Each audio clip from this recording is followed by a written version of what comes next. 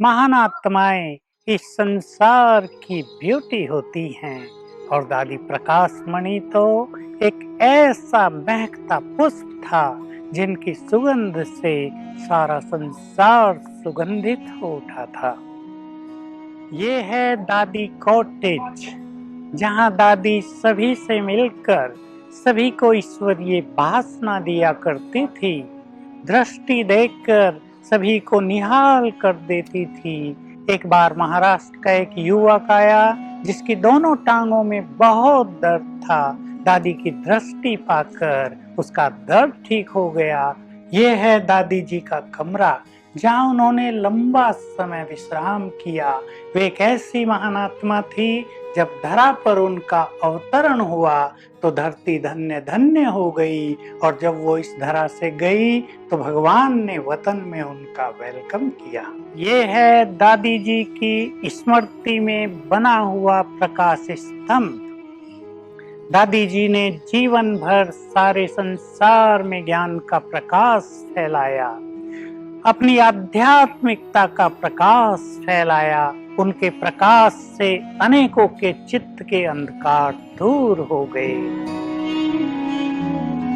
दादी जी के साथ 40 वर्ष तक रहने का मुझे श्रेष्ठ भाग्य प्राप्त हुआ, समीपता प्राप्त हुई। उनकी महानताओं को समीपता से देखा।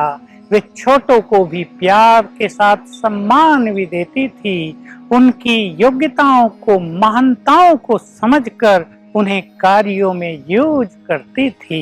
दादी जी प्रेम की प्रतिमूर्ति थी, बहुत केयरिंग नेचर, सबको अपना परिवार समझती थी। जहाँ भी जाती थी खुशियाँ बिखेरती थी।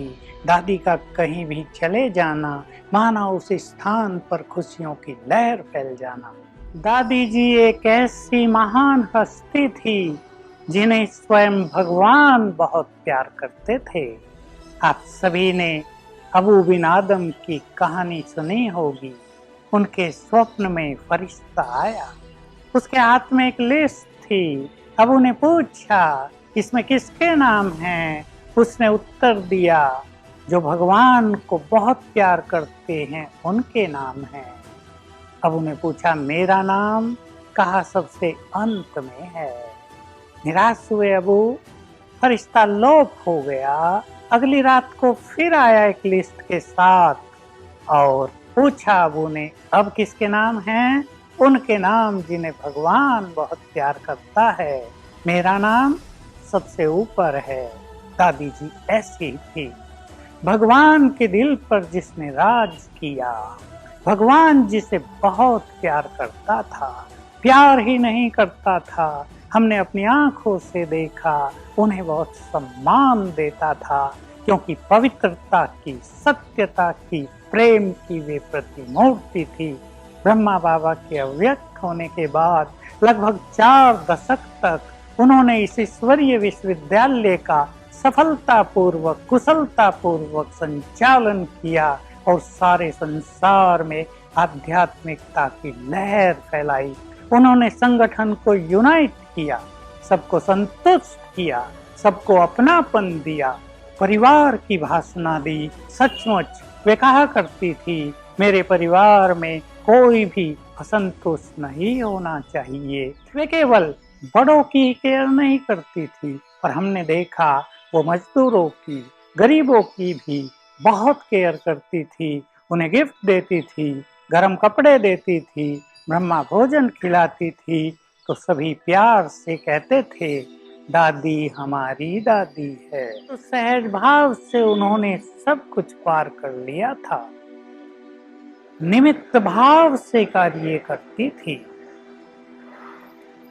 सदा ही उनके मुख पर रहता था, मैं कुछ नहीं करती, करने वाला तो शिव बाबा है। उनकी शक्तियां ही मेरे साथ काम कर रही हैं। वे संपूर्ण निरहंकारी थी। उनके चलने से, बोलने से, देखने से किसी को भी यह आभास नहीं होता था कि उनमें रिंचक मात्र भी अहम है। और निर्मल तो इतनी थी, लोग अपनी बातें उन्हें सुनाया करते थे, परंतु कभी किसी की बात उनके चित्त पर नहीं ठहरी। वे रिटर्न में सबको प्रेम और शुभ भावनाएं देती थी। दादी जी की मुस्कुराहट को देखकर अनेकों के जीवन की उदासी नष्ट हो जाती थी। जब वे विदेश में गई तो लोग पूछा करते थे, दादी जी आपकी इस प्रसन्नता का राज क्या है? What is the secret of your happiness?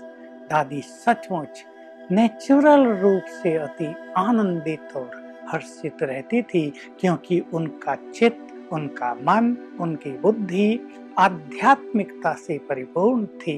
Purity की तो वो देवी थी।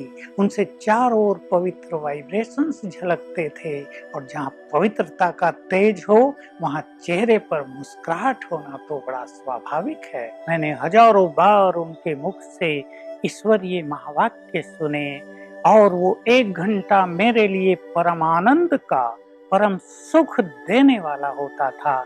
मैं उनको याद करता हूँ। उनकी वाणी में ऐसा रस, उनकी वाणी में ऐसा आध्यात्मिक प्रभाव, उनकी वाणी ऐसी वरदानी, उनकी वाणी सभी को प्रभु से मिलन कराने वाली थी। ऐसी दादी जिसने सभी के जीवन में प्रभु प्रेम रस घोला, जिसने सभी के जीवन में मिठास भर दिया, हम सभी की लंबे समय तक जीव रही, उसको पाकर ये ईश्वरीय विश्वविद्यालय भी तीव्र गति से उन्नति को प्राप्त हुआ।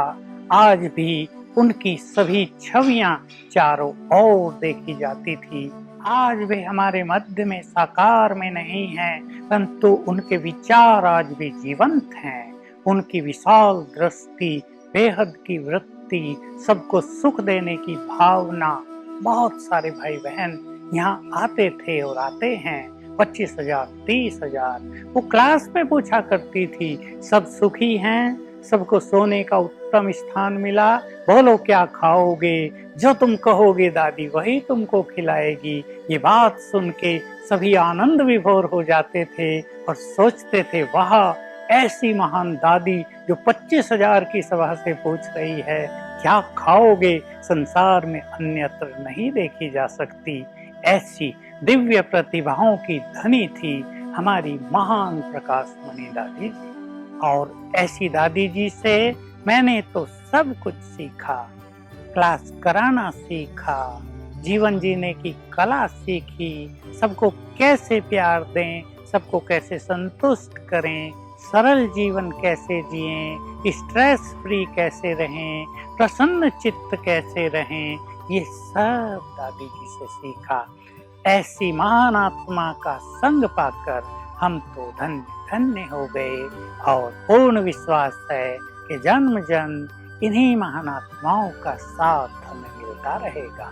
ऐसी थी हमारी प्रकाशमणि दादी जी।